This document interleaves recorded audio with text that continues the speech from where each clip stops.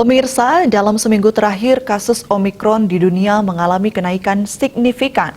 Jumlah kenaikannya lebih dari 2 kali lipat dibandingkan seminggu sebelumnya. Demikian dikemukakan Menteri Kesehatan Budi Gunadi Sadikin dalam keterangan pers virtualnya. Ia mengatakan sudah terdapat 408.000 kasus konfirmasi Omikron, naik dari minggu lalu yang 184.000 orang. Negara yang sudah terdeteksi memiliki kasus Omikron naik dari 115 negara minggu lalu menjadi 132 negara. Kasus Omikron terdeteksi paling banyak di Eropa, Inggris, Denmark, dan Amerika Serikat.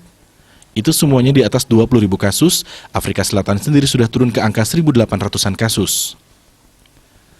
Budi mengungkapkan negara di Asia Tenggara dengan jumlah kasus Omikron yang lebih banyak dari Indonesia adalah Singapura dengan 1.600 kasus dan Thailand 1.500 kasus. Sedangkan Indonesia berada di posisi 40 dengan jumlah kasus per hari ini mencapai 152 pasien. Ada penambahan 16 kasus dibandingkan 2 hari yang lalu dan semuanya berasal dari pelaku perjalanan luar negeri. Ia juga mengatakan di India, kasus Omikron mengalami kenaikan. Sekarang sudah lebih dari 1.700 kasus. Pesannya adalah, ya kita tetap waspada. Indonesia alhamdulillah relatif lebih rendah kalau kita lihat dari populasinya dan juga luas geografisnya. Ini berhubung karantina kita sudah cukup ketat, kita berhasil menahan masuknya Omikron ke dalam, tapi dari 152 kita tahu 6 sudah merupakan transmisi lokal. Ada yang datang sebagian besar di Jakarta, tapi ada juga yang datang dari Medan dan juga dari Bali dan Surabaya. Jadi kita tetap harus selalu waspada.